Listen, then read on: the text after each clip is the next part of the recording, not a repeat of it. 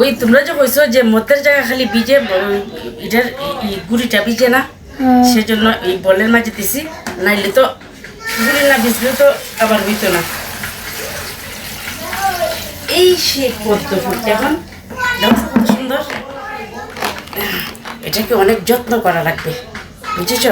সেটাকে একজন বলতেছে চিংড়ি মাছটা ভাজি করতাম, আরেকজনে বলতেছে নারকেল দিয়ে সেটা তরকারি রান্না করতাম। আচ্ছা তুমি তুমি এগুলা সিরাই পানির মধ্যে দিলা কেন বাবা? তুমি এটা সিললা কেন? মামাম তোমার না করছি না, তাহলে তুমি এটা সিললা কেন? মামাম তোমাকে না করি না, তো সিললা কেন বাবা? কেন সিললা? তাহলে তোমাকে একটা শাস্তি দেই, শাস্তি দেই না। তোমার শাস্তি হলো তুমি এগুলা যখন ছিড়ো এগুলার মধ্যে তোমার ঢুকাই দিব, ঠিক আছে?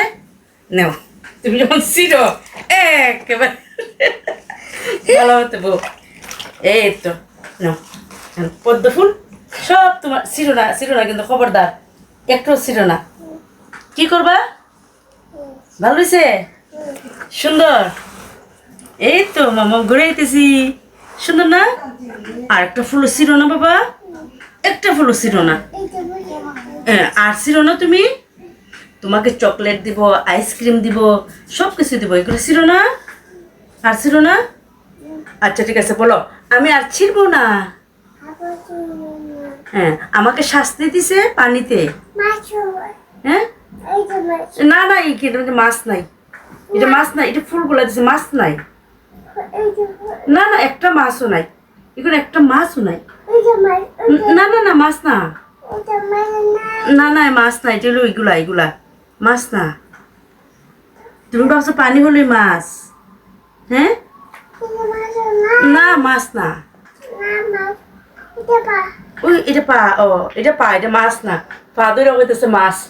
হ্যাঁ এটা পা, এটা মাছ না। দেখছে দেখছে? পাপাইয়া, এটার নাম পাপাইয়া। তুমি পাপাইয়া খাবা না? মামা দেই, হাত দে।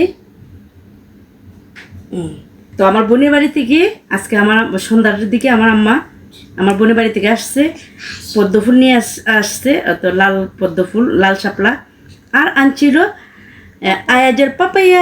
এই যে পদ্ম ফুল কিংবা লাল শাপলা, আজ আমাদের বাসার কাহিনীটা হলো এই যে লাল শাপলা নিয়ে। এটা যখন আসিল না তো আসিলই না, আর যখন আসে এখন আল্লাহ দিলে এই ফুল, আসো তুমি আসো, তোমাকে নিয়ে বলতেছি। এই ফুল সিরালায় পানির মধ্যে রাখছি, এই পানির মধ্যে উঠে বইয়ে থাকে আমার আয়াজ বাবাজি। আমার বোনে একটা পেঁপে পদ্ম ফুলের সাথে, আসো তুমি, পদ্ম ফুলের সাথে পেঁপে দিয়ে দিছে। এই পেঁপে কাটতে পারি না ছুরি নিয়ে জায়গা, আর পেঁপে নিয়ে সেটা একদম মাখিয়ে টিকে মুখ টুক শেষ।